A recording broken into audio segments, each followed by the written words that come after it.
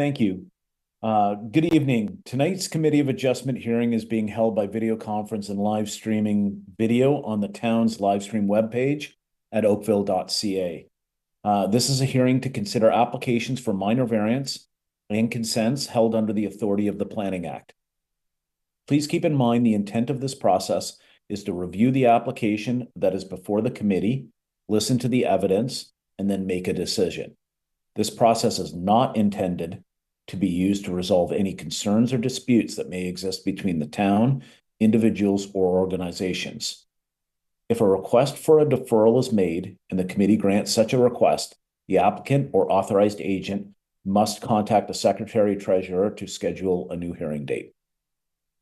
In order to conduct an effective and efficient electronic hearing, we have adopted the following processes.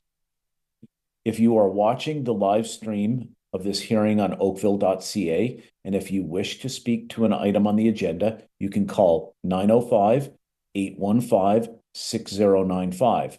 Again, that is 905-815-6095.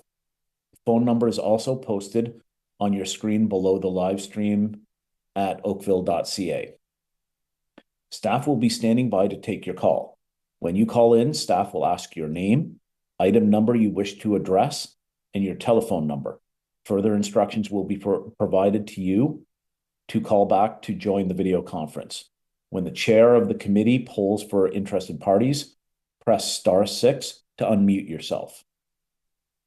The applicant or agent will be given the opportunity to briefly explain to the committee the basis of the application and answer any questions that may arise. A maximum of 5 minutes will be provided for a presentation. You will need to state your full name and address for the record. Any submissions beyond the 5 minutes will be at the discretion of the committee. All delegations must also state their full name and address for the record. A maximum of 5 minutes will also be provided to make your presentation. All remarks and questions are to be directed to the chair. Any submissions beyond the 5 minutes will be at the discretion of the committee. The applicant or agent will then be provided with a further 5 minutes to respond to the comments made by any interested parties and answer any questions from the committee members. If the applicant or agent has any concerns found in the staff report, particularly with any proposed conditions, it is your opportunity to advise us. The matter will then be taken to the committee for a decision. This will mark the end of all discussion. Any person desiring a notice of decision for an application must provide a written request, preferably through email, to the Secretary Treasurer. Written notice of the committee's decision will be mailed not later than 10 days for minor variance and 15 days for consent to the applicant and or agent and any other person who filed a written request for such notice. The last day to appeal the decision to the Ontario Land Tribunal will be noted on the decision. Only the applicant, specified persons, or public bodies may appeal the committee's decision to the Ontario Land Tribunal. In November 2022, Bill 23 legislation, the More Homes Built Faster Act, amended the Planning Act to remove appeal rights for members of the public. If no appeal is received within the prescribed time frame, the decision of the committee becomes final and binding. The Secretary Treasurer will then notify the applicant and anyone who received a copy of the decision through written correspondence.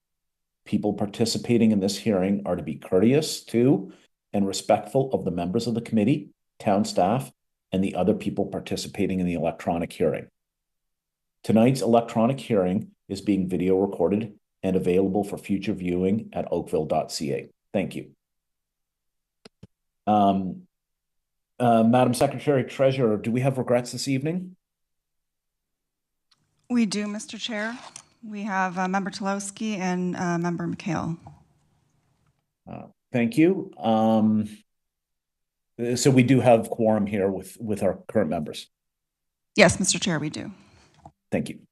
Okay. Can I call for any declarations of pecuniary interest? I see none. Okay. Now I'll receive requests for deferral or withdrawal of applications. Mr. Chair, I have two hands up. I will move in Shane Edwards He is representing two different applications tonight.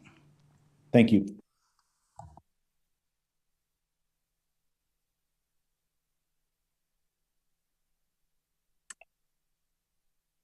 Good evening, Mr. Chair. Is this Mr. Edwards? Could I have your name and address for the record, please? Yes, Mr. Chair. My name is Shane Edwards from Hughes Design Studio, located at 1A Conestoga Drive, Brampton, Ontario. Okay, and what matter are you here with respect to? So we're the agents representing the owners for 347 Morden Street and 298 Maple Grove Road, which are application numbers A115 and A116. So why don't we take them one at a time? Sure. And so you are requesting a deferral for A115 at 347 Morden Road? Through you, Mr. Chair, yes, that's correct. We have reviewed the staff report and would like some time to review the design with planning staff and make some revisions to where we can arrive at a design that would be deemed supportable. Excellent. Okay, good. I'm glad to hear that. Members in support of the deferral request? Okay, your deferral has been granted. You can contact the Secretary Treasurer to make arrangements for a future hearing date. Thank you, Mr. Chair. Okay, and perhaps you can go through A116 for us.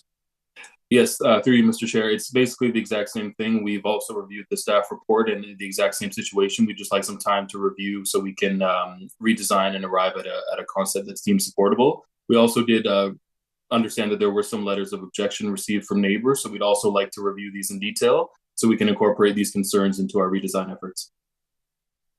Excellent. Okay, glad to hear that as well. Okay, members, support of the vote on the deferral request? Your deferral has been granted. Thank you, Mr. Chair. Committee. Thank you.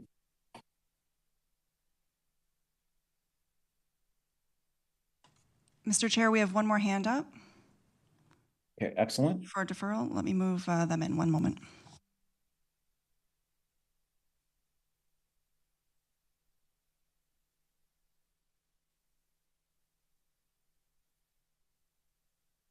Good evening, Mr. Chair and committee members. Can you hear me?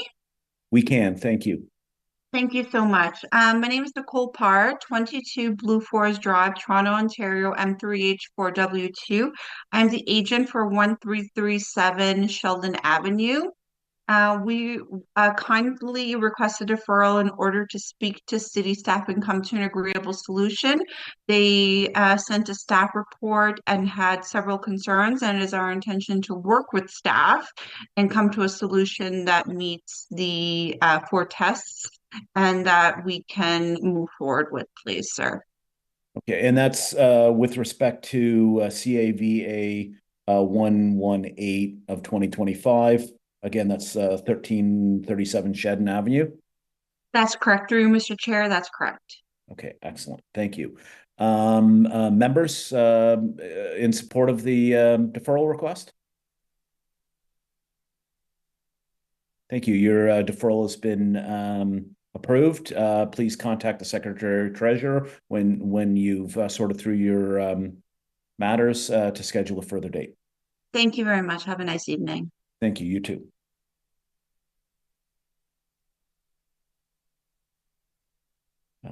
Madam Secretary Treasurer, any further requests for deferral? No, Mr. Chair, I don't see any more hands up. Okay, so we will, we have no consent applications this evening, so we'll move on to our agenda for minor variance applications, commencing with CAVA 109 of 2025 at 1355 Seacourt Avenue. Could you move forward the agent or representative, please?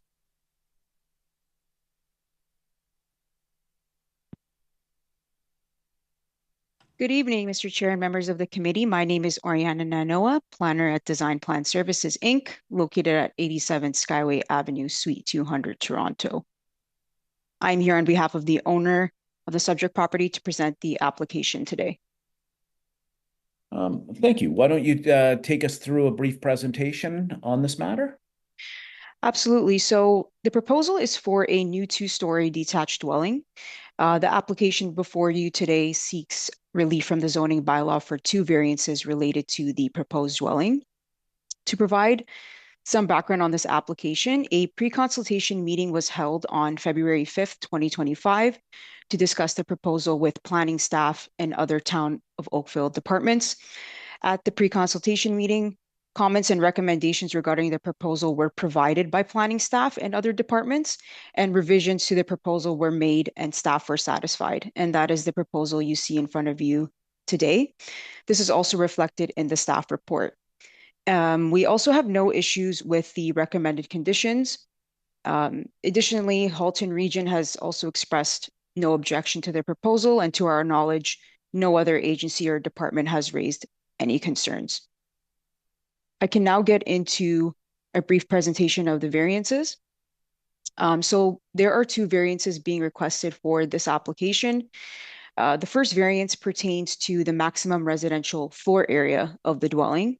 The proposed RFA is 40.04% or 418.70 square meters, and the maximum permitted RFA is 37% at 386.92 square meters.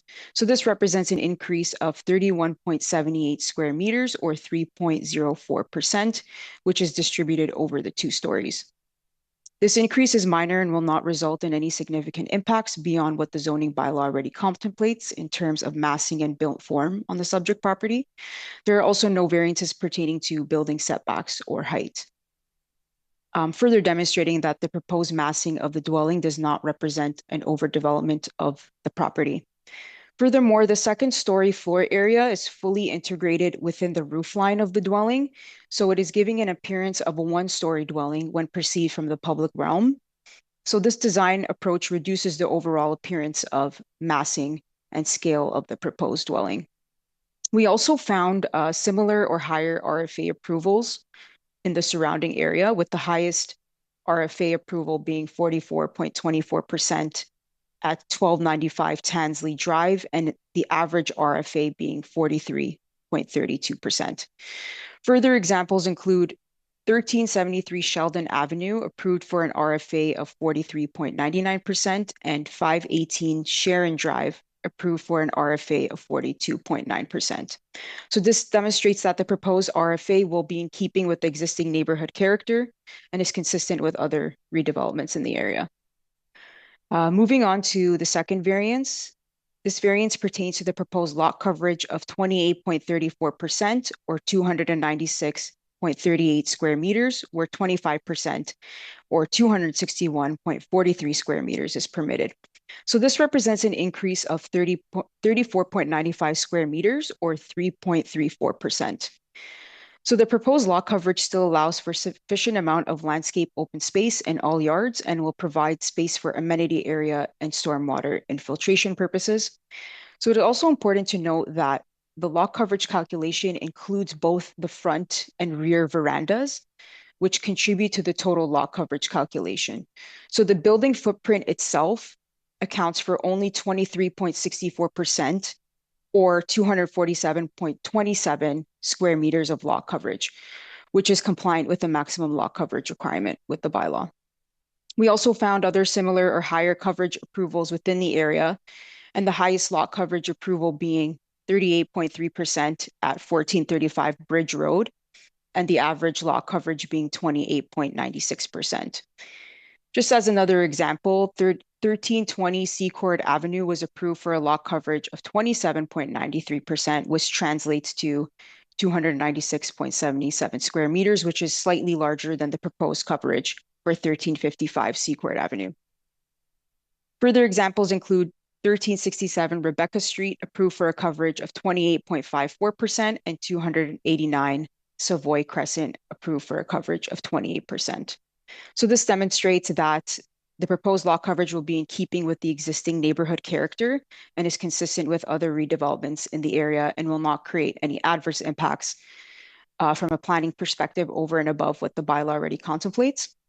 So in conclusion, based on the provided justification, I am of the opinion that this proposal fits in with the existing and planned context for the neighborhood, is consistent with redevelopment trends, throughout the neighborhood. And for these reasons, I believe the application represents good planning and meets the 4 tests under Section 45(1) of the Planning Act. I'll be happy to answer any questions at this time. Thank you. Thank you. Do I have any questions from the committee members based on that presentation? I see no questions. I know that there was a letter of objection that came in from Mr. Moody. Madam Secretary Treasurer, is there anyone present wishing to speak to this matter and ask any questions or make a presentation? Mr. Chair, we have not received any phone calls and no one has their hand up. Okay. I noted that in your presentation that you spoke to the coverages and the characters of the area in terms of other variances, which generally speak to the issues that were raised by Mr. Moody in his comment letter. Do you have anything additional that you'd like to put forward at this point in time in terms of a response to that comment letter? Thank you, Mr. Chair. I would just like to say that I've already mentioned previous approvals within the area just in relation to coverage and RFA. So I believe that adequately addresses the neighbor's concerns, but I do appreciate the neighbor submitting a letter and voicing his concerns. And I do think that this application is minor in nature and the design does respect the character of the neighborhood. So it's my opinion that it represents good planning again, and the committee should move approval of this application. Thank you. Thank you. With those additional comments, anything further from the committee members before we go into committee? Okay. I will leave it to the two of you for a motion or a conversation. Ms. Price. Taking into consideration the observations of my site visit, the agent's detailed report, and staff's comment, as well as a letter of opposition from the owner of 1356 Thornhill Drive, I am of the opinion that the application is minor in nature and is in keeping with the general intent and purpose of the official plan and zoning bylaw, and is desirable for the appropriate development of the land. As the built form of the development, including scale, height, massing, and architectural character materials, appear to be compatible with the surrounding neighborhood, I accept that the 4 tests of the Planning Act have been met. In conclusion, I recommend that the application be approved subject to the following conditions. The dwelling be constructed in general accordance with submitted site plan and elevation drawings dated June 9th, 2025, and that the approval expires 2 years from the date of the decision if a building permit has not been issued for the proposed construction. Thank you. Committee, any discussions? I see none. So we'll vote on the motion. All those in support? Thank you. Your application has been approved unanimously. You have a good evening. Thank you very much. You as well. Take Thank you. care. Okay. We'll now call the next item A111 of 2025 at 1014 Melvin Avenue. While we get the representative situated, I'll remind people that if you are looking to speak to this matter or another matter, you can call in at 905-815-6095.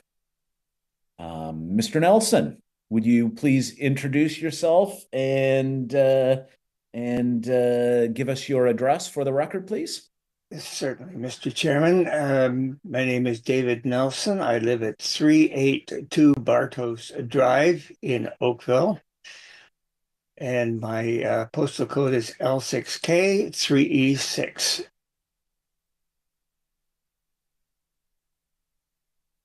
Thank you. Would you give us a brief description and presentation for the committee members and members of the public? Yes, certainly, Mr. Chairman. This application pertains to a construction error, which is occurring in the basement of the dwelling that's under construction. It has led to an increase in coverage of 4.62 square meters, or 0.42% above the coverage permitted under the zoning bylaw. Madam Secretary, if you could bring up the basement floor plan for me, please. Thank you very much. This identifies the issue that I'm speaking to. You can see on the right of the wall that supports the portion of the building above where the footing should have been. It's shown under the clouding on the drawing. The wall ended up to the left of where it should have been, probably through a layout issue. So if we go back to the rear elevation, Madam Secretary. Thank you very much. So again, you can see the increase in coverage that results from that error in the basement. Mr. Chairman, that ends my presentation. I just note that staff report is positive on this application.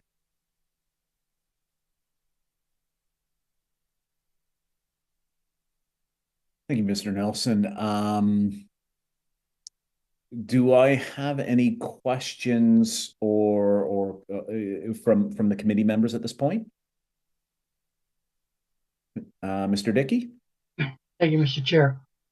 Might be a little bit confused here, but when I look at the rear elevation, I'm thinking I see a balcony on the second floor, and I was under the impression that balconies aren't permitted. So this question either to the agent or to the town planner, just straighten me out here as to either I'm reading that elevation plan wrong or I have a misunderstanding of the zoning bylaw in that immediate area.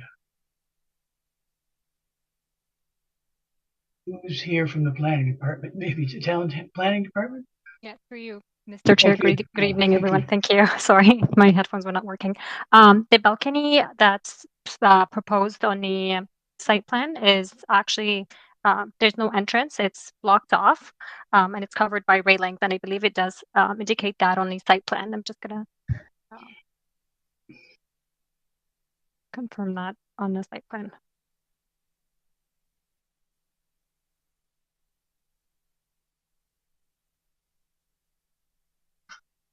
It might help, Madam Secretary, if you could bring up that rear elevation again.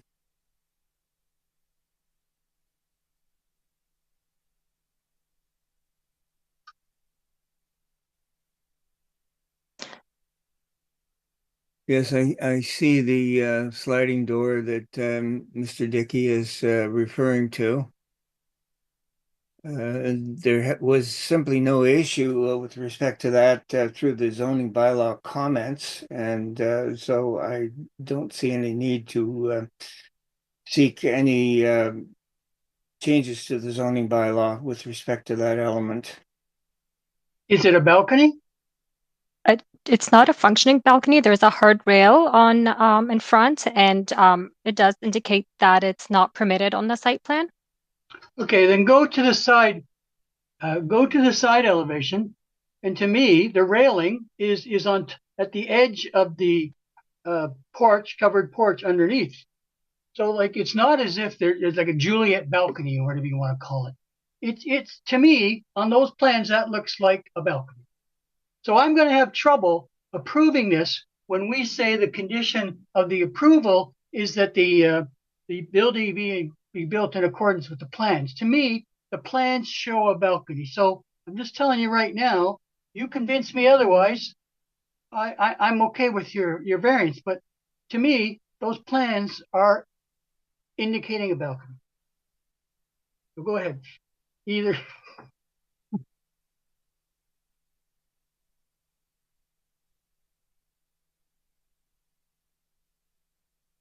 Can we bring up the site plan for a moment, please, Madam Secretary?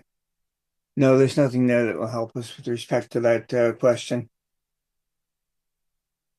You see what I'm saying? I see a sliding glass door which give you access to this roof, and I see railings that are on the perimeter of the roof, not like I say a Juliet bell. If I'm saying it right, if the railings were right along the sliding glass door, I might not have justification for my question and my opinion. But that's not the case here. That's not what these plans are showing.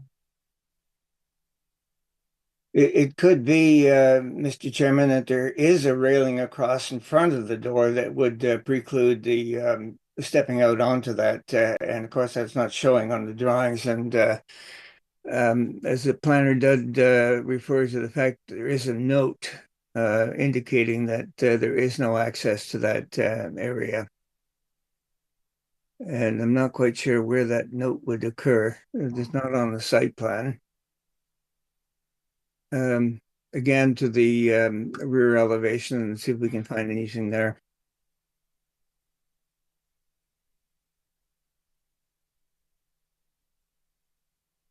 Not seeing anything on that particular drawing either.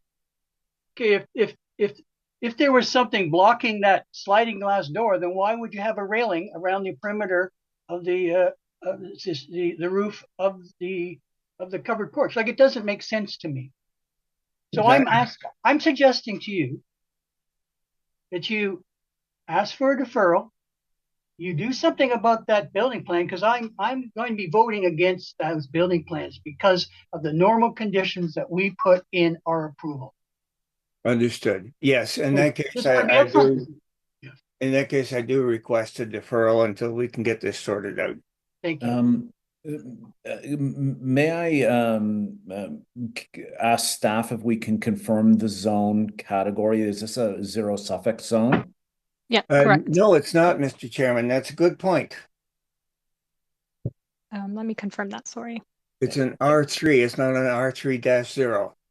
And that may be the difference. It's the zero suffix zones to my recollection. That is the exact case. It's the infill zones that do not permit the balconies.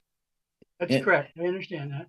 Okay. And unfortunately, I'm having a hard time here getting access to the Oakville website online here. This seems to be something that goes along with the chair problems getting onto the website here. So I'm not able to confirm this. I see we have a hand up from our planner. Yeah, thank you. Thank you, Mr. Chair, through you. The subject site is designated RL2 zero suffix. I just wanted to confirm that. Sorry, again, it was an RL? RL2 dash zero. Sorry, yeah, correct. Okay, thank you. Okay.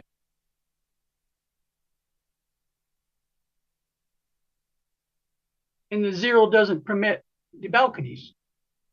Okay, I just that's correct, Mr. Chair. Get a little confused here. Okay. The infill zones do not permit balconies. Okay. So I'm going to take a moment. Do we have any other questions here right now on any other matters around this this application? I think it might be worthwhile to solicit to see if there is anybody in the audience who is seeking to speak to this. I know that we do not have any correspondence on the record on this one, but I'll ask the Secretary Treasurer if there's anybody who's interested in this or have raised their hand. No, Mr. Chair, there have been no hands up and no one has called in. Okay, thank you.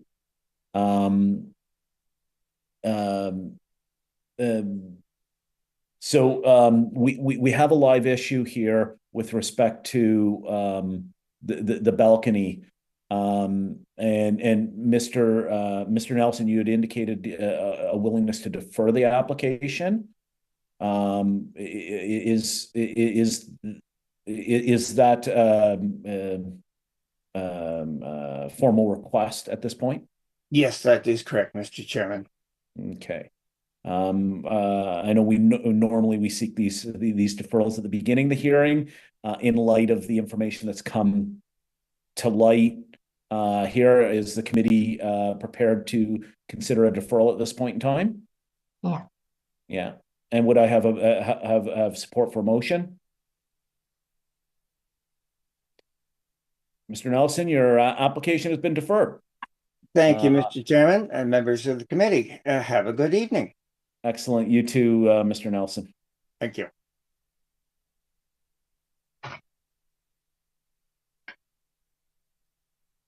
Okay, we're on to the next item, which is A112 of 2025, located at 2132 Hickson Street.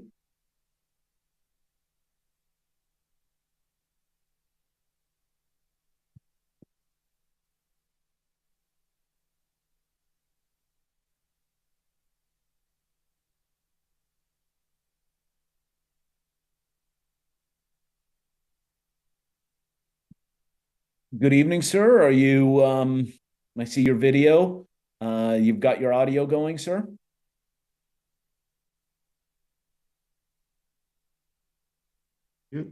Sorry, Mr. Chair. Good evening, Mr. Good Chair and evening, committee sir. members.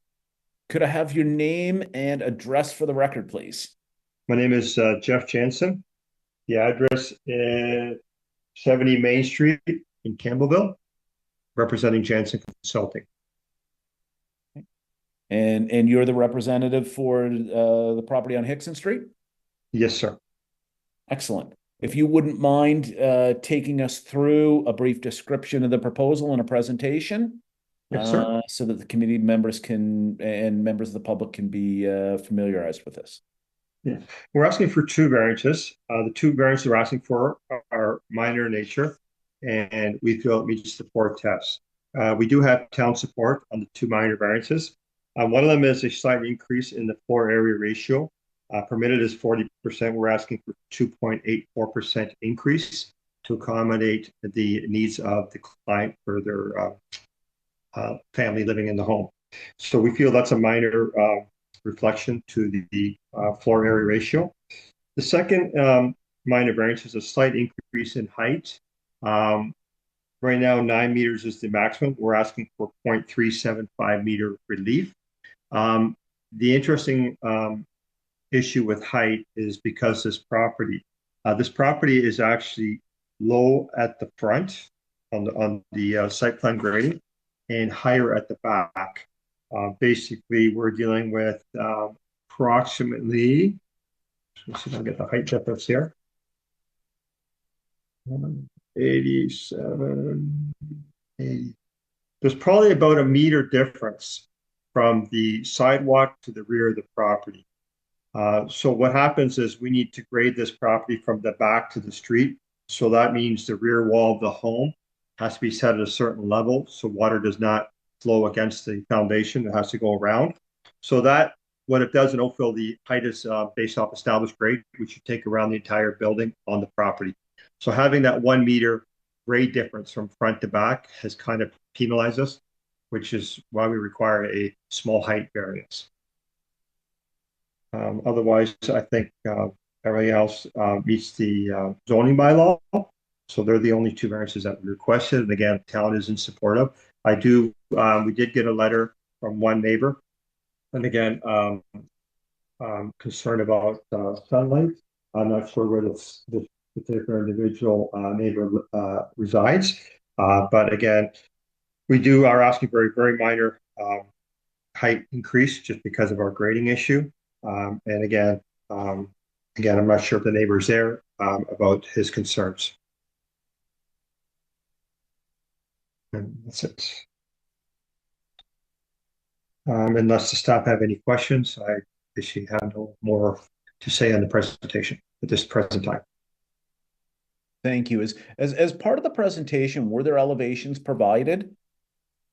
A full package was provided to the city, site plan, floor plans, and elevations. You can just walk us through the elevations, given that we've got we've got both RFA and height variances just to make sure that everybody's familiarized with it. Yep. So if you see the front, we've kept the roof very low, as you can see. We haven't gone to a high roof profile, where some houses they do that.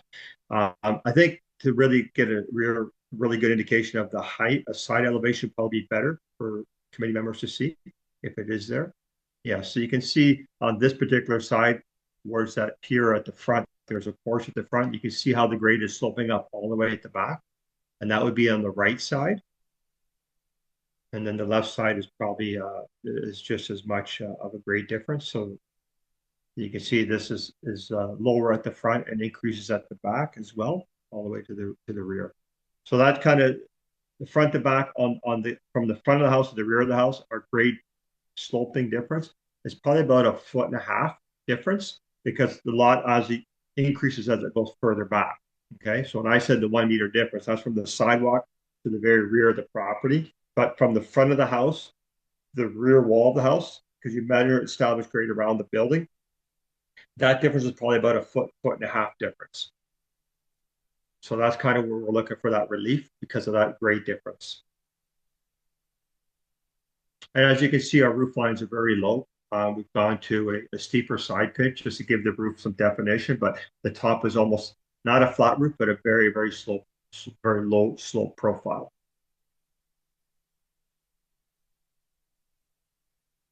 Thank you, Mr. Jansen. Do I have any questions from the committee members at this point?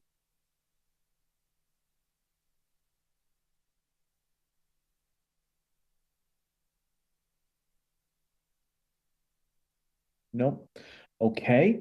I'm going to ask the Secretary Treasurer if there's anybody in attendance or who has raised their hand who wishes to speak to this matter. Mr. Chair, we don't have any hands up and we haven't received any calls. Okay. Then can I look to the committee for a motion or a discussion? Nope. Mr. Dickey? Thank you, Mr. Chair. Based on my review of the owner's application, the site plans, building elevations, my site visit, together with the presentation by the owner's consultant, plus the planning staff's report, but also having regard to the letter of opposition from the neighbor. But still, I'm satisfied that the variances are minor in nature and conform to the 4 tests of the Planning Act. And I put forth a motion that the application as applied for be approved, subject to the conditions that that the dwelling be constructed in general accordance with the submitted site plan dated May 12th, 2025, and the submitted elevation drawings, and that the approval expires 2 years from the date of the decision if a building permit has not been issued for the proposed construction. Thank you, Mr. Dickey, and I will note for the record before this we vote on the motion that the letter of opposition was received from Robert Becker. Do I have any discussion on the matter? Okay, and all those in support? None opposed? Your minor variance has been approved. Thank you. Have a good evening. Thank you.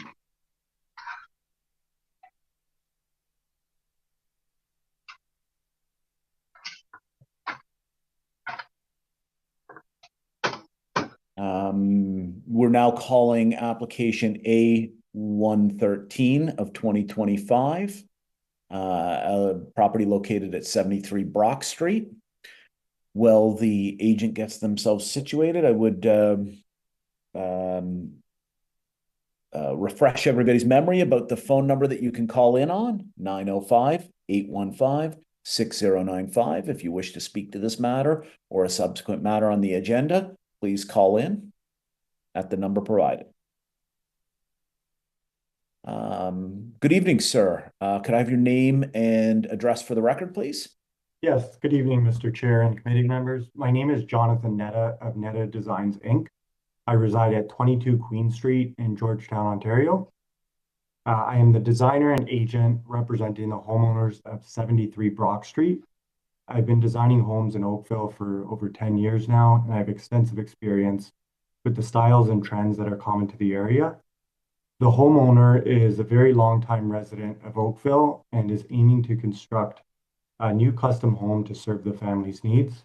We have worked very hard and consciously to create a compromise between functional design that serves the family's needs and a harmonized exterior that contributes to the neighborhood charm. Due to some lot challenges, we are seeking relief for 4 variances today in order to achieve our design. With regards to the rear yard setback, we are seeking 4.16 meters versus the required 7.5 meters.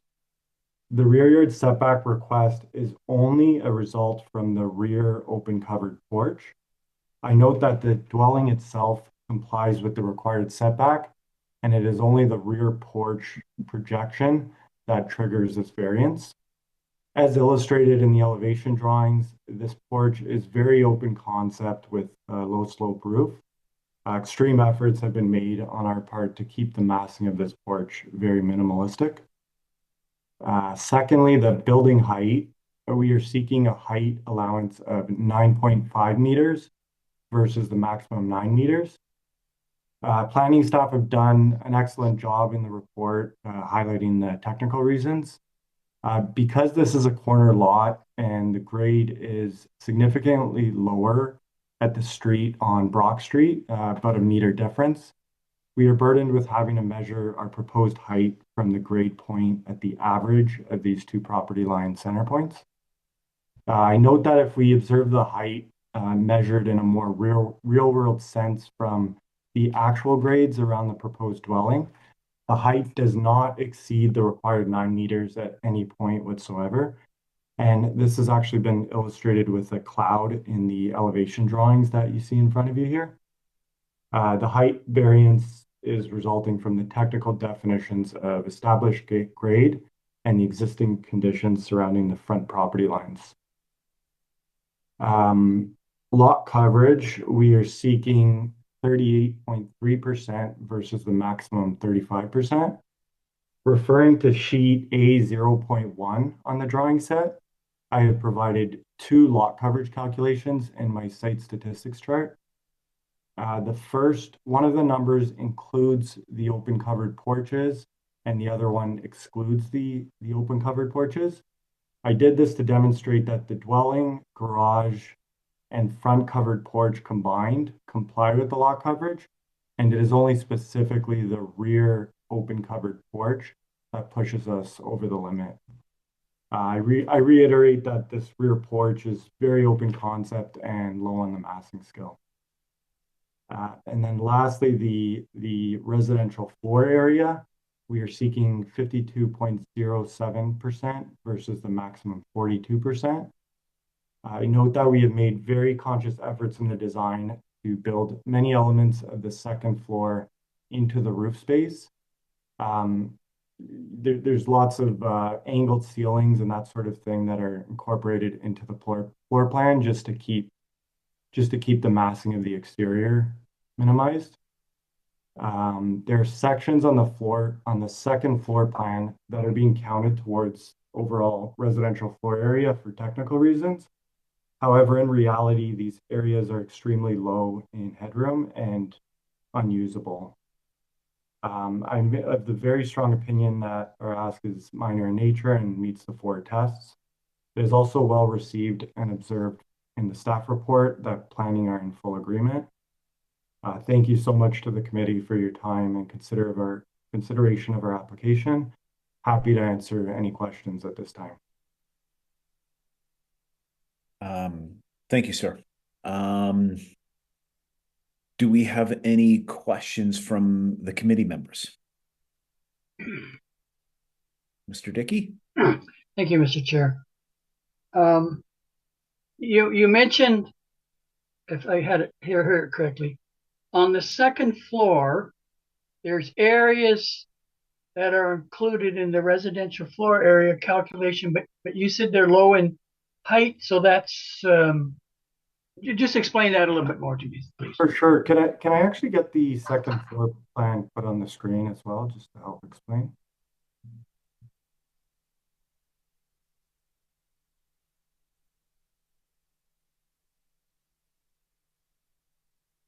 Mr. Netta, only the documents that were on the website are here for showing tonight.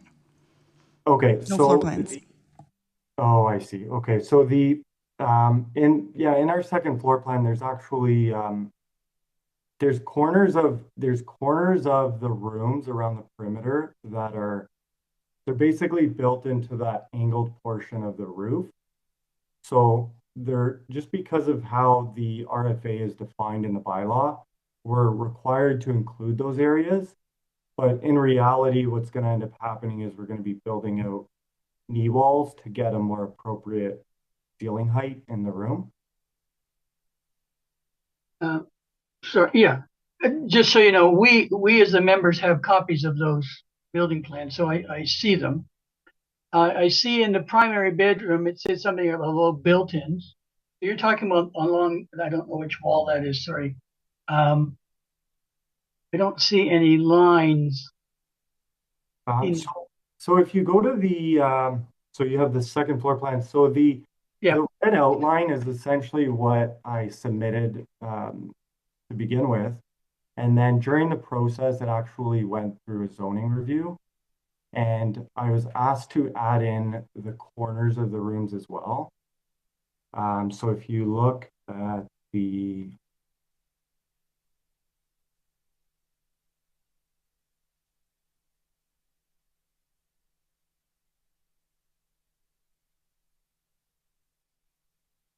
so just in like bedroom 4 there, there's the 3 corners actually of the room that they're just shown as X'd out in the floor plan. But those little squares that have X's, but that have X's in them. So that's included in your residential floor area, but it's not usable because of height and knee walls. Exactly. And the same thing, I see there's a bigger one on the primary bedroom. That's correct. 2 corners of whatever that little projection is. Yes, exactly. And that's the other bedroom doesn't have that. Okay, that helps. Thank you. Yeah, no problem.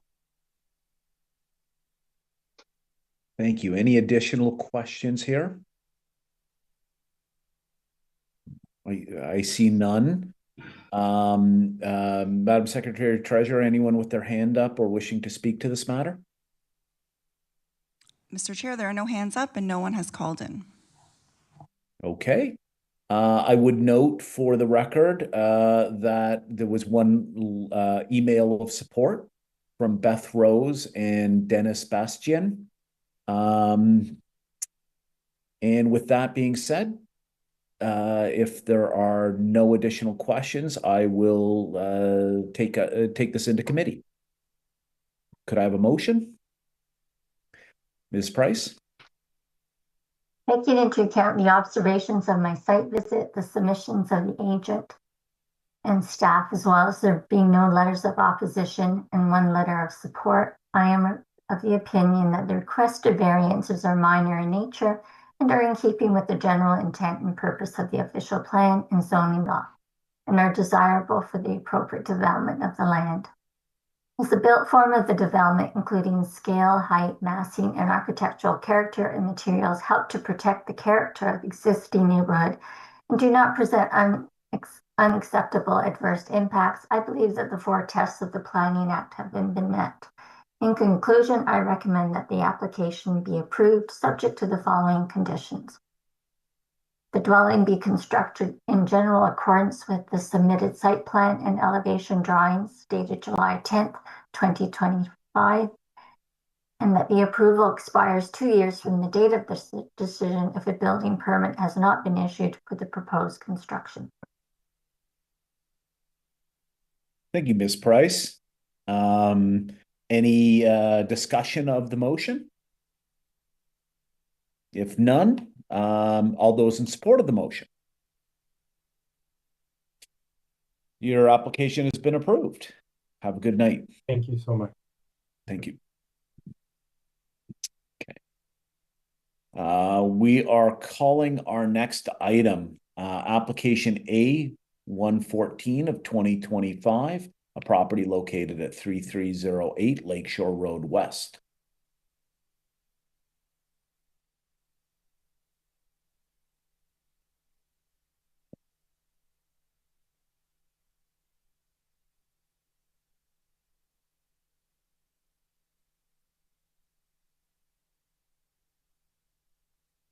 Do we have the agent for the owner? I see a familiar face and name here. Good evening, Mr. Chairman. Good evening, Mr. Coronis. Could I have your name and address for the record, please? My pleasure. Paul Cronus from Weir Folds in Toronto in Oakville. The address, I'm a land use planner. We're the agent for the applicant. The address is 1320 Cornwall Road, Suite 201, L6J7W5. Real pleasure to be before the committee today, Mr. Chairman and members of the committee. It's good to see you again too, Mr. Cronus. Perhaps you can give us a presentation on this application. My pleasure. So just as an overall focus, the staff have recommended approval. There's 9 variances, and I will go through them quickly. The staff have recommended approval of all of the application as submitted, save and except variance number 9, dealing with the balcony, which I'd like to spend a little bit of time addressing because it is in the RL2 suffix 0, and it needs some attention. But this is a new built on a property that fronts on the south side of Lakeshore Road West, on a road that kind of meanders towards westerly as you approach Burlington. We had a very good pre-consultation meeting with staff where they expressed 2 areas of concern. All this is summarized in my cover letter submission that gives you all the details, but I'll go through it quickly. And if you need any further attention, you can always stop me and direct me to it. We had a really successful pre-consultation meeting with staff, identified 2 areas of concern. One on the north side to provide an increased setback to preserve the mature strand of trees, and we did. Rather than go down to the 1.2 meter minimum, we went up to 5.06. And there was a note about increasing the soft landscaping on the driveway. There is an existing circular driveway, and we've actually improved the condition, and this is all set out in the staff report. So we've accommodated staff's concern, and I think that's in part why you see success in them recommending approval for your consideration. As I said, there's 9 variances, and I like the way staff clustered them together, so I just briefly focus on that. The first variance deals with the window well, and as stated in the report, the intent of the window well is to ensure that you're not obstructing any drainage or any access to the rear yard. And as staff indicated, the window wells appear on the front, and the projections are sort of minor in nature. They don't obstruct the intended purpose of that regulation. They find that there's approval. They recommend approval, and I endorse that. Variants 2, 5, and 6 deal with the garages. There are 2 garages. One is at grade that provides a little bit of extra room, which is variance number 5, to increase the floor area from 45 to 57 square meters to accommodate slightly larger vehicles. And this is a common variance that I think committee is sort of seen, but the intent of that is to ensure that these garages don't dominate the facade, and in this case the garages are being integrated quite well in the build form and the massing, and there's no and given the generous setback from Lakeshore, the garages don't dominate the facade. Now there is a second garage, as you see on the north end. There's a little projection there. There's an underground ramp that goes to the below grade private garage, which is for storage. Staff and I had a discussion whether or not that's a garage, because it doesn't provide parking in the traditional sense, which is temporary. This is more of a permanent parking. And staff agreed that, or the bylaw doesn't include the GFA in the below grade garage as part of the overall calculation. But staff said, since you have a garage door facing the front, and since it leads down into the basement with the ramp, then it would be a second garage. And that's sort of, we said, that's fine. We'll seek that variance to make it clear. But the intent is not to use that. It's storage of the client's personal vehicles that he likes to display with friends when they come over. So it's more of a storage than serving a parking function. And then the garage projection, again, it's 1.5 to 2.7 meters, which is, I suggest, minor in nature, and it's not visible from the street, and it doesn't take away from the facade of the building. Then we have the driveway width, an increase, both. There are two driveways, one to the private garage that goes underneath and the other one at surface. And again, the driveway that's being proposed, it's an improvement over what's existing. And staff recommend or found that it's an improvement on the overall condition, and I echo that. We have then variant 7 and 8 dealing with the front yard setback and the main wall proportionality. This is to ensure that the built form is sited in a manner that is sensitive to the surrounding. And as you can see, Lakeshore Road West meanders, and based on that, there's a staggered setback to it, and that causes the need for these two variances. And again, staff found no objection to that. It's quite characteristic of the area and it's part of the streetscape. The last variance deals with the balcony, and as you know, there is a prohibition against balconies. Now, the staff indicate that the intent can't be met, but I suggest, sir, and you've heard this discussion before at an application just up the road at 3300 Lakeshore Boulevard West in 2020. And I went and I listened to the tape a couple times of Mr. Hart. I think it was Mr. Tulowski and maybe even yourself, Mr. Hardcastle, were exploring with staff the intent. So in my opinion, the intent of the prohibition is to allow applicants to come forward to the committee with an application so they can justify the variance. But the true intent, as suggested in the discussion on that application, and I'm not using the fact that it got approved as precedent, but I'm using it for the tests that were developed in that case. And the test of the intent, true intent of that prohibition, is to ensure there's no visual impacts to the privacy of neighbors on either side. In this instance, sir, if we can go to the next page on this site plan, there's three things that mitigate against visual impacts. One, there's a very mature role. No, not that. The conceptual drawings that follow. This is we'll get to this in a minute, but the original site plans that were filed as part of the application, on the second page, you'll see a conceptual drawing. So there's three things that mitigate in favor of approving a balcony. There is a substantial side yard setback. Rather than meeting the 1.2 minimum requirement, we're roughly 5 meters on the other side. There is a very mature strand of trees on both the north and the south end that offer a visual barrier to any overview.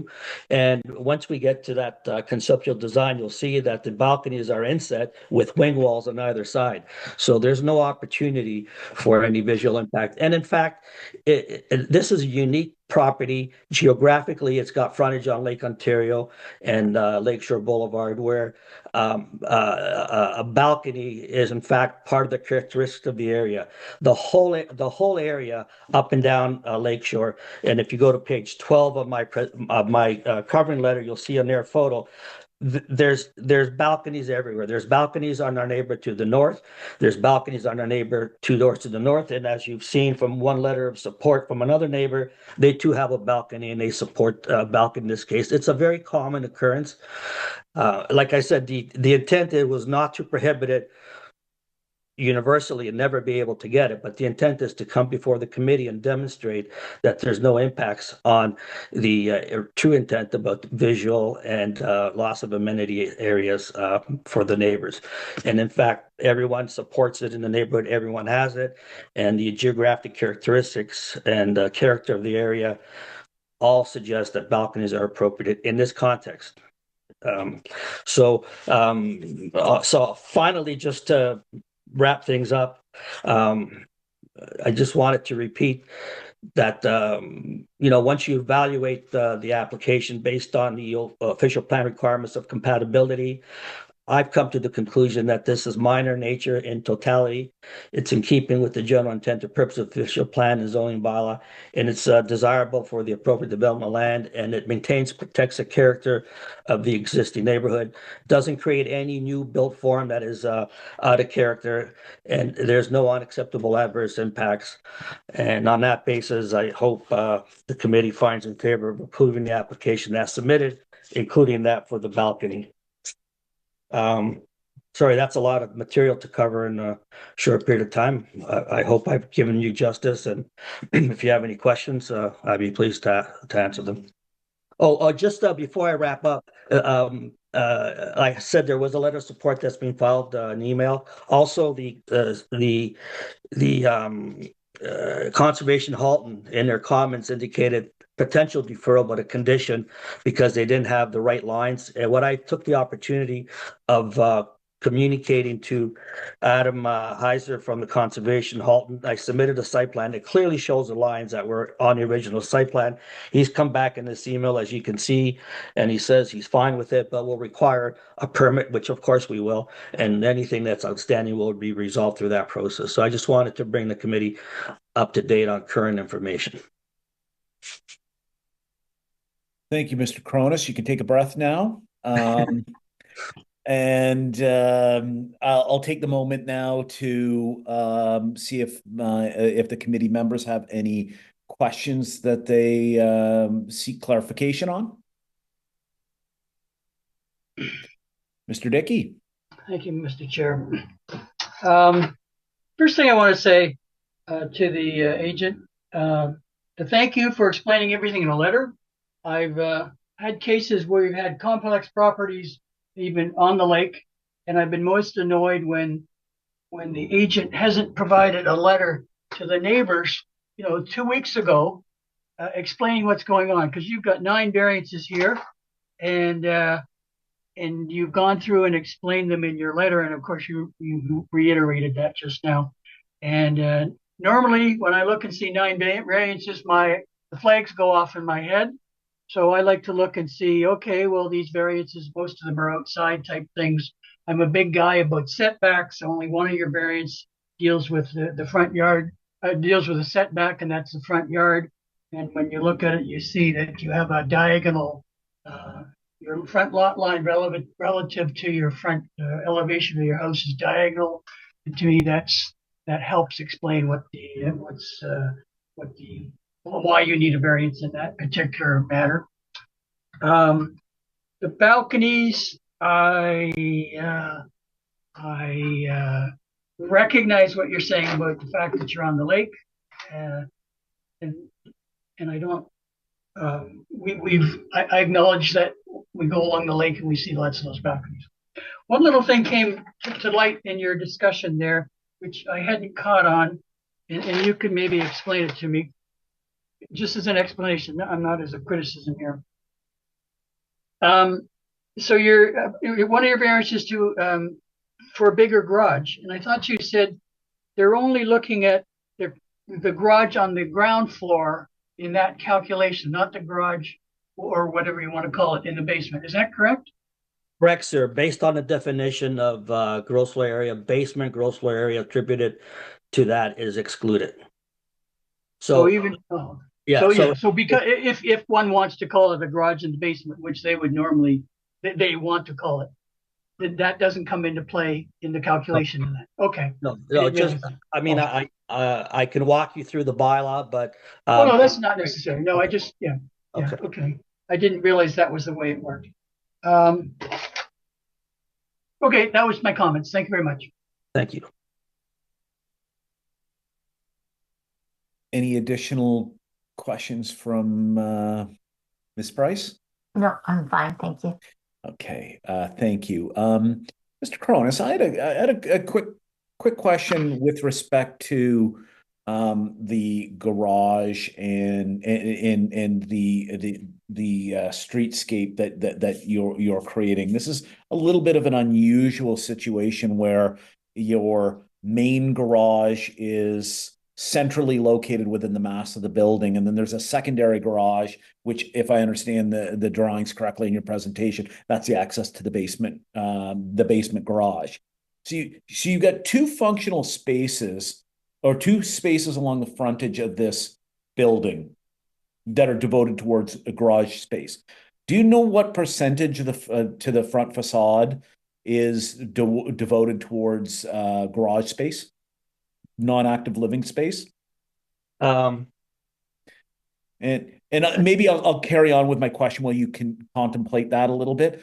I'm wondering whether, as a planner and evaluating the cumulative impacts of these variances, you've considered the way the building relates to the street, and in terms of, obviously, in a lakefront home, the desire is to turn everything towards the lake and make that the visual presence of the building. But as planners, we often like to look at what the impacts are on of a development on the streetscape and what it's contributing to that street. I was wondering if you've considered that, and maybe you could walk me through your considerations a little bit. Yes, sir. Thank you, Mr. Harkas, for that question. So we have the regulatory floodplain requirements of the Conservation Authority, and those are pretty well established. And as you can see, if we put up the site plan, they take up a huge portion of the lot from Lake Ontario back towards Lakeshore. So we have the only area that's available to present for a built form is effectively where we started. We're sort of at the edge. The existing building, and I think I've included that in my presentation in the presentation in my cover letter. The existing building built form, the envelope more or less is in the same alignment as this. There's very little changes towards the north. Now, there is a significant setback from the street with mature lined street and mature landscaping. So other than the small pockets of the driveway where you can peek through as you're driving or as you're walking, there's very little visual views inside the lot, and it creates the privacy. And like I said, the massing has been designed so as to be compatible with the existing build forms. And if you go to page 12 of my cover letter, you'll see that that most of the lots are aligned in the same direction. Now, if you wanted to take a look at where the existing building is vis-a-vis the new building, it's on page 10 of my cover letter. I have the building envelope that overlaps the existing building. It's almost in the same alignment. So we tried to keep the streetscape in mind when we designed the building, and having to address the setback from the Conservation Authority. Now, in terms of your question about the garage, I'm just trying quickly to we have a 23 meter we have a property frontage of about 100 meters, because this is the 100-meter lots. We have 100-meter frontage, and we have the variances for the garages, which just trying to get the number and do a calculation quickly on the fly. Math is not my biggest forte, so we have a width of 9 and 11, so that's 20 meters of width, and then we have 5 meters on the north and 5 meters on the south, so that's 10 meters. So we have so the frontage is roughly 90 meters. Facade of the building is roughly 90 meters, because we have 100-foot lot frontage, and we have 5-meter setback on either side, which brings the frontage roughly at about 90 meters. And then so the two garages, the driveways that lead to it, because that's how you measure it, is roughly 20 meters. So it's 20 meters out of the 90 meters. So that's whatever that percentage is. I'll do it quickly on my iPhone. But it's very, very small in the context of the facade. So it's 20 divided by 90. It's about 22%. Thank you, Mr. Cronus. I think there's a lot of planners who can make the same statement as you about math. That's probably yeah. No, thank you. I appreciate your comments. With those questions. Have we gone, members of the public, Madam Secretary Treasurer, anybody present themselves for this matter? No, Mr. Chair, no hands up and no one has called in. Thank you. Okay. Any additional questions coming from anybody?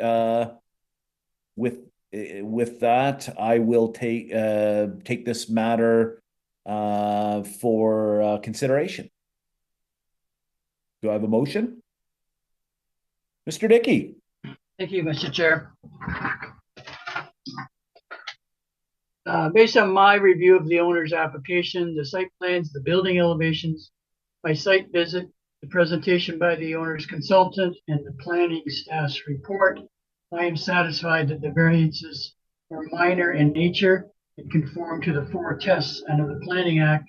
And I put forth a motion that the application as applied for be approved, subject to the conditions that that the dwelling be constructed in general accordance with the submitted site plan dated July 21st, 2025, and the elevations to the satisfaction of the Director of Planning and Development. Just a second here.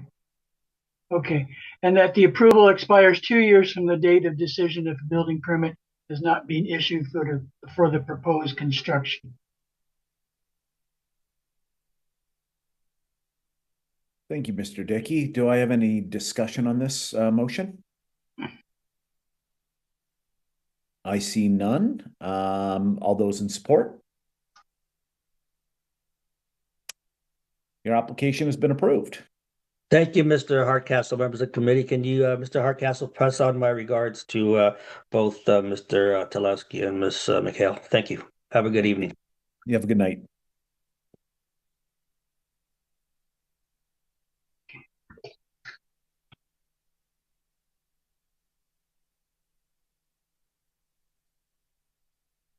The next item on the agenda is application A117 of 2025, a property located at 260 Robinson Street.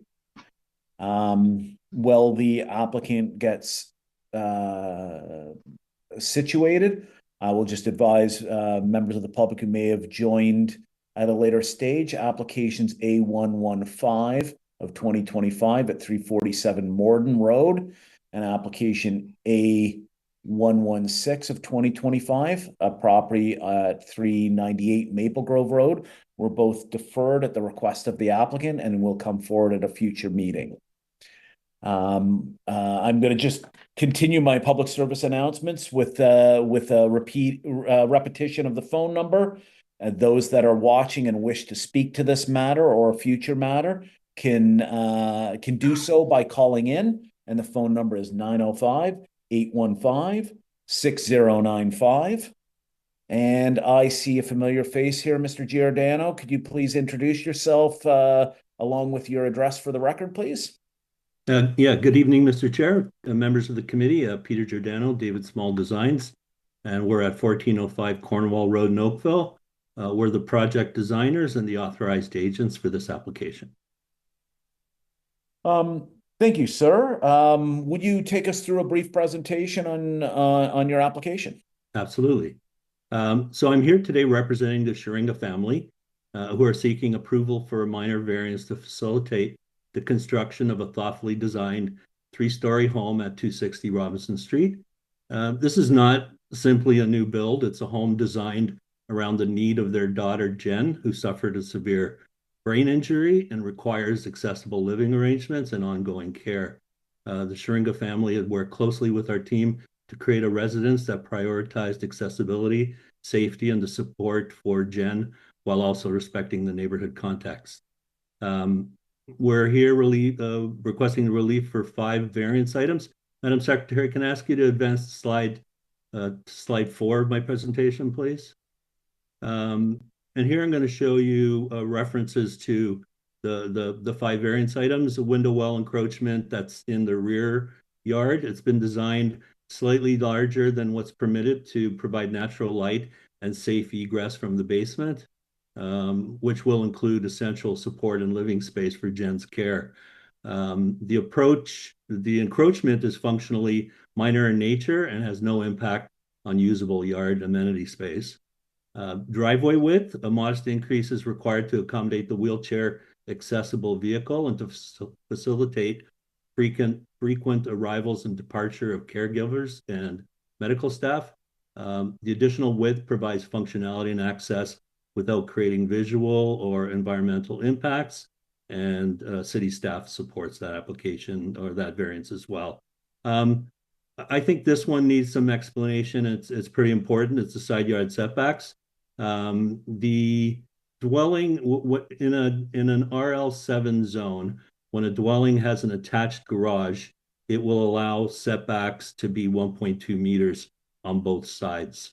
The variance items for this design include a far more accessible carport in lieu of the attached garage. So the proposed 1.2 setback effectively matches the left or east side wall of the existing house that's there today and improves on the right side.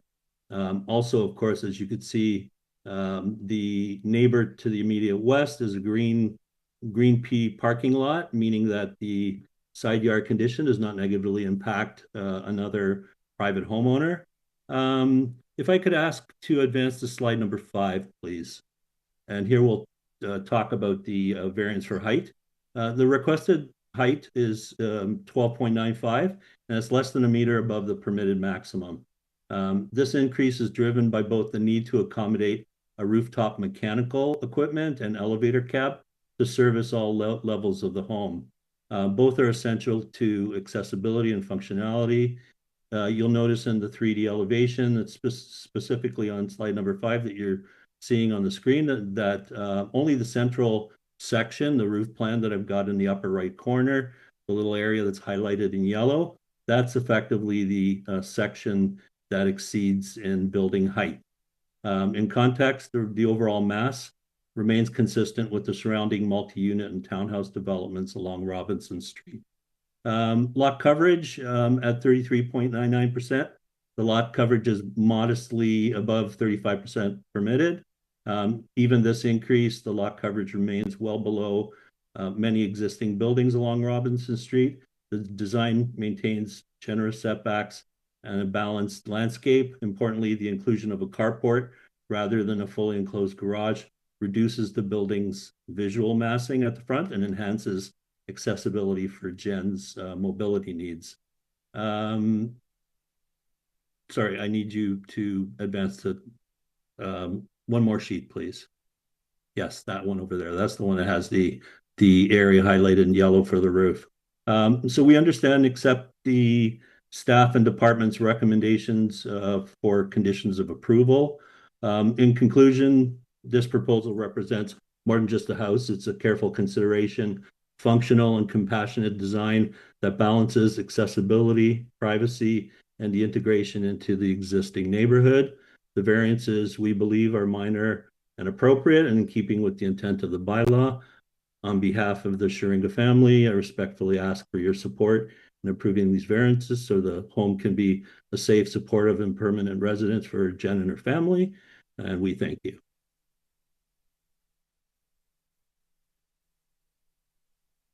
Thank you. Any questions of the representative? Mr. Dickey. Thank you, Mr. Chair. Just on the side yard setbacks, are you supposed to have a 1.8 meter setback on both sides of the property? On the garage side, we're allowed to have, although I'll be clear that this is a carport, but if that were enclosed as a garage, it would allow us to have 1.2 on both sides under this zoning requirement. So on the side that abuts the parking garage, correct, you're okay. I mean, you don't need a variance for the side yard setback at 1.2. It's only on the other side. No, so I'll be clear through you, Mr. Chair.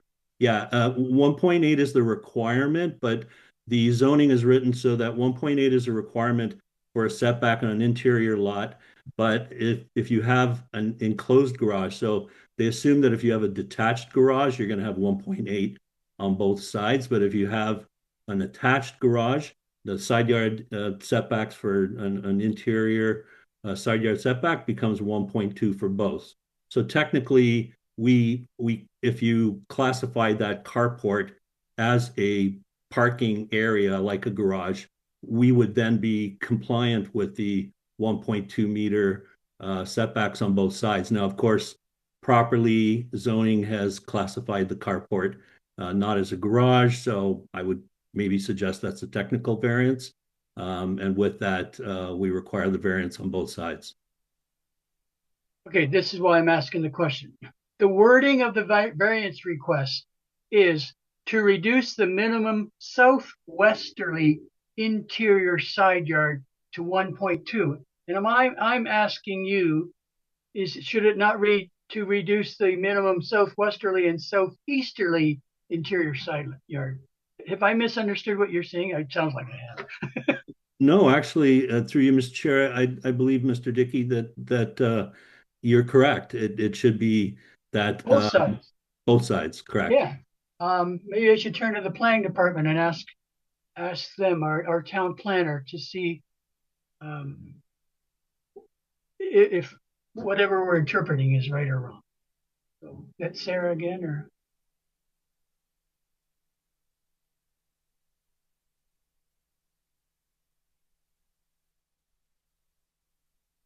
Yeah, sorry. Let me just tell you my headset is having issues. Through you, Mr. Chair, I'm just gonna look into this quickly and I'll get an answer for you shortly.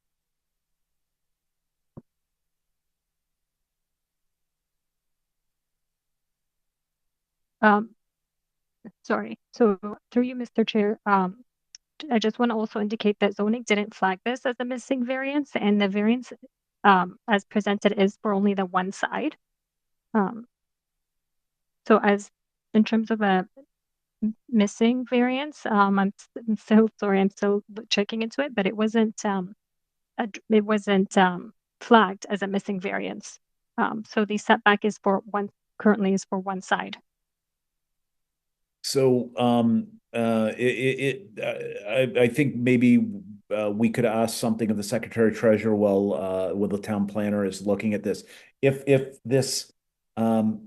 there was a requirement for an additional variance for the other side of the building, we would not be able to amend this on the floor. We would require further notification in order for that variance to be considered by the committee, would we not? Yes, Mr. Chair, that's correct. Yeah.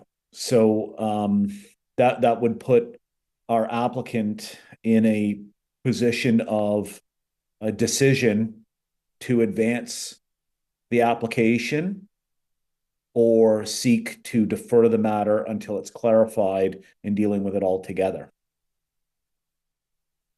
Through you, Mr. Chair, we had a pre-consult on this, so we've had a lot of discussion with zoning, and we've had a lot of back and forth with city staff on this. I'm pretty comfortable that if I may have explained that incorrectly, that if the interpretation might be that on the garage side where you would be parking a vehicle, that you're allowed 1.2, but 1.8 would be on the opposite side. Therefore, this requires a variance only on the opposing side. I would prefer to move forward with this. I don't believe this is an issue since we've gone through substantial discussion with planning, zoning, and pre-consult. We've been through the whole process. I would prefer to move forward with that. Okay, so on the understanding that if a variance were identified through further review of your building permit, you'd be back before us at your need and expense. Correct. Okay. Okay, so that may alleviate our need for further research on the spot from our town planner. Unless sorry. Sorry, through you, Mr. Chair, just to confirm that the required zoning is 1.8 and 1.2. So the variance is correct. Okay, excellent. Excellent. Okay, better. All right, good. Mr. Dickey. Yeah, no, I know in some of the other zonings, it has to be, relative to a garage on one side and something on the other side. That's why I was wondering about that. I'm sorry I didn't look that up. I was hoping. But anyways, we got a result. That's all that matters. Okay. Sorry to cause a panic there. Excellent. Any, do we have additional questions from the committee members? Okay. We'll seek to see if there's anybody in the audience, so to speak, who wishes to speak to this matter. No, Mr. Chair, no calls, and no one has their hand up.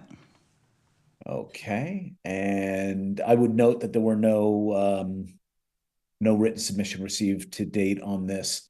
With there being no members of the public raising their hands, I would take this into committee if there are no additional questions from the committee members. Okay, I'm looking for a motion then. Mr. Dickey. I've done all the talking on this issue anyhow.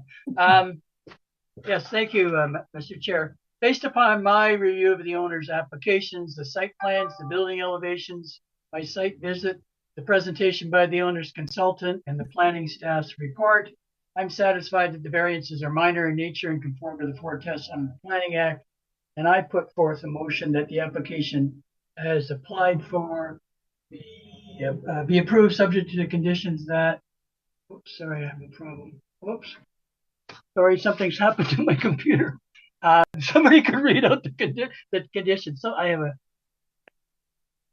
something's wrong. Mr. Dickey, are you putting forward a motion subject to the conditions that are contained within the staff report? Yes, yes. Would you object to me reading them out on your behalf?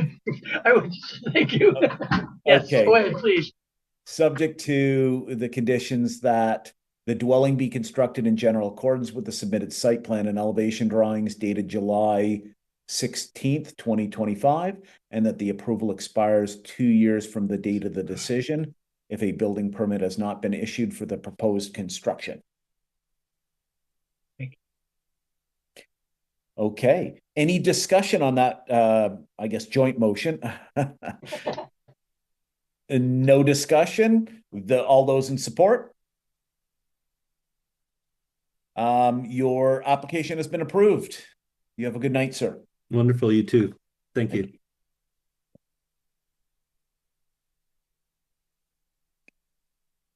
We are moving on to our last application. Before I call it, I will advise the members of the public, people who may have tuned in late, that application A118 of 2025, property located at 1337 Shedden Avenue, has been deferred by the applicant. And we'll come back before the committee at a future date upon addressing some of the staff concerns that were identified in the staff report. So we are now calling item A040 of 2025. This application was deferred from March 19th of 2025 and is pertaining to a property located at 2058 Glen Forest Crescent. I see Mr. Dome here as the identified agent. Could you please introduce yourself and provide us with your address for the record, please? Yes, Joe Dome, 133 Torresdale Avenue, agent for the owner. Thank you, Mr. Dome. Would you be kind enough to take the committee through a brief presentation and take us through the take us through the variances that you're seeking? Yes, we had previously deferred the application to make some improvements and reduce and eliminate variances as per planning staff comments. The revised application has eliminated both the lot coverage and dwelling depth variances. There are 3 variances remaining. The proposed RFA has been reduced from 35.3% to 33.65%. And the proposed easterly interior side yard has been increased to 2.9 meters, previously 1.04, and the proposed westerly interior side yard has been increased to 3.44 meters and was previously 0.85 meters. So the architectural features at the front have been reduced by a total of 4.45 meters, and the forward portion of the west side wall has been pushed back to meet the 4.2 meter side yard setback. As noted in the staff report, the remaining side yard variances only pertain to the now smaller one-story architectural features at the front, whereas the dwelling itself meets the 4.2 meter side yard bylaw on both sides. Including the architectural features assists in splitting up the massing of the front facade and the transition from the first to the second floor while complying with lot coverage. Impact is also mitigated by the fact that the design of the dwelling incorporates breakup of massing in the footprint, multiple second story setbacks, along with the use of different materials on the facade.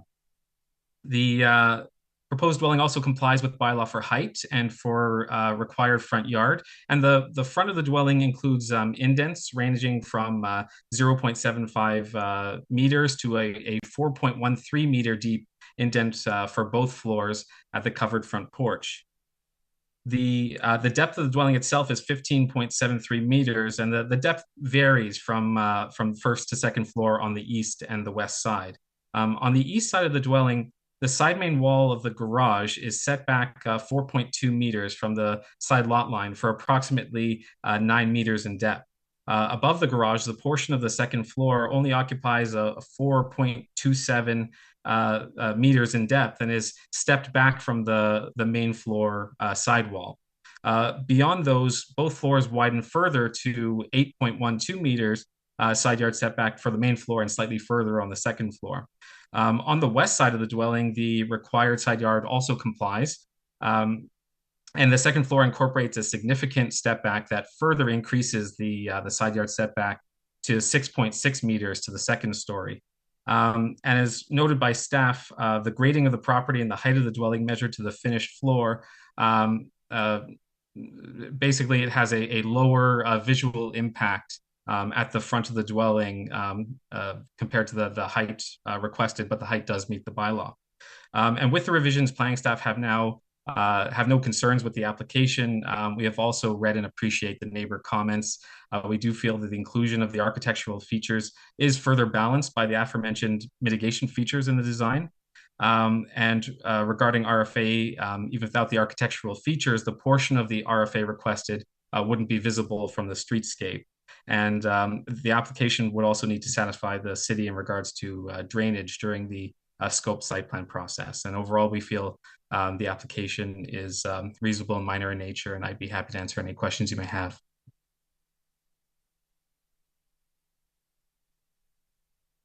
Thank you, Mr. Dome. Members, do I have any questions on this?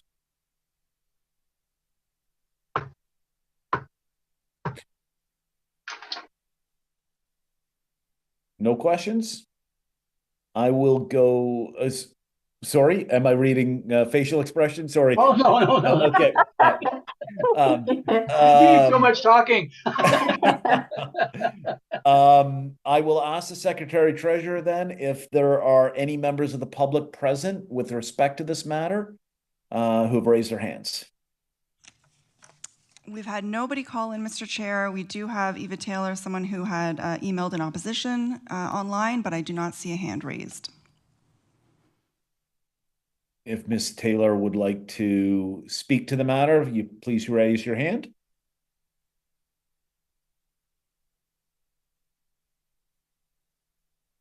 We'll give it a minute.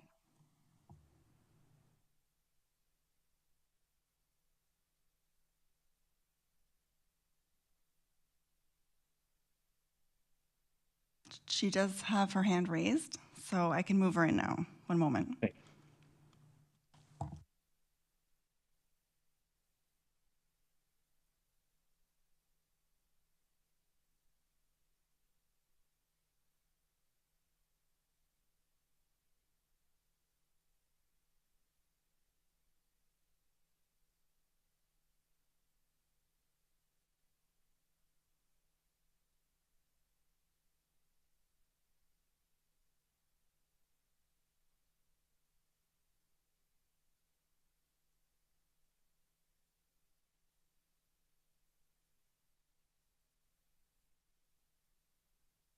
I see Ms. Taylor has been Yeah, introduced.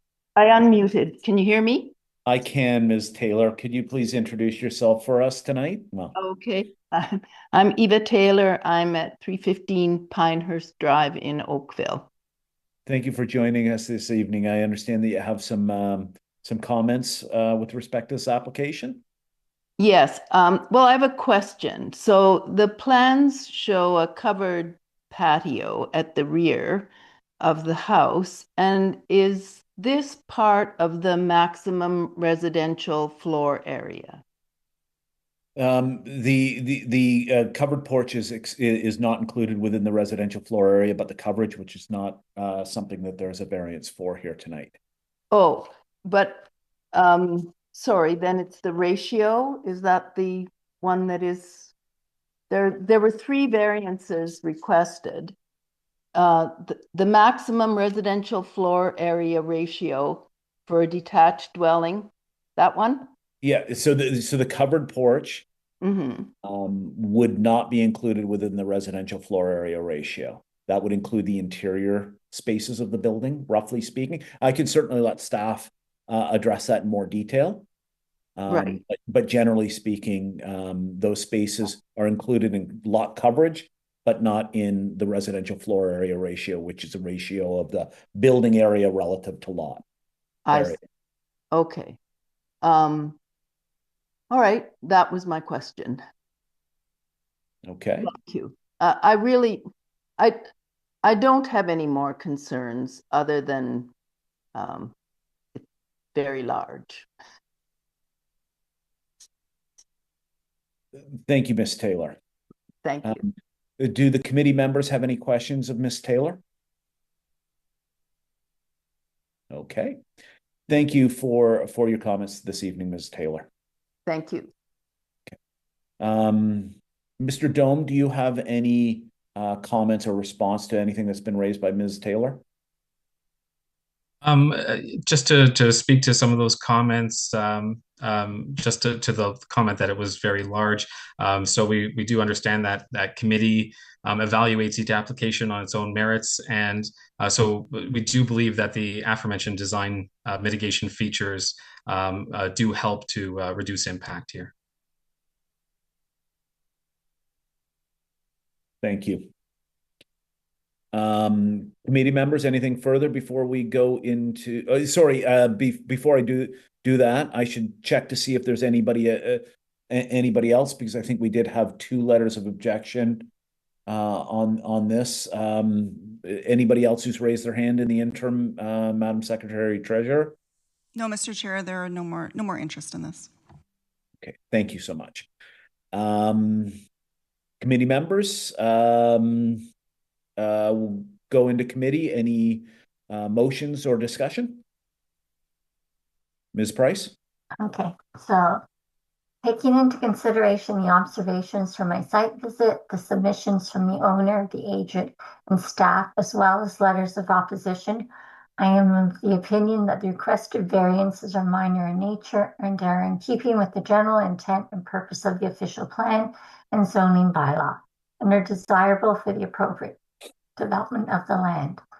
As the built form of the development, including scale, height, massing, architectural character, and materials, help to protect the character of the existing neighborhood and do not present unacceptable adverse impacts, I believe that the 4 tests of the Planning Act have been met. In conclusion, I recommend that the application be approved subject to the following conditions. The dwelling be constructed in general accordance with the submitted site plan and elevation drawings dated May 29th, 2025, and that the approval expires 2 years from the date of the decision if a building permit has not been issued for the proposed construction. Thank you, Ms. Price. Any discussion on this, Mr. Dickey? Okay. Thank you. So I'll put the motion out for a vote. Those in support of the motion to approve. Okay, Mr. Dome, your application has been approved. You have a good evening. Thank you very much. You too. Thank you. So that is our last item on the agenda this evening. Can I have a motion for confirmation of minutes for the August 6th, 2025 meeting? Mr. Dickey, and a motion to adjourn. Ms. Price. Please let us know when we're offline.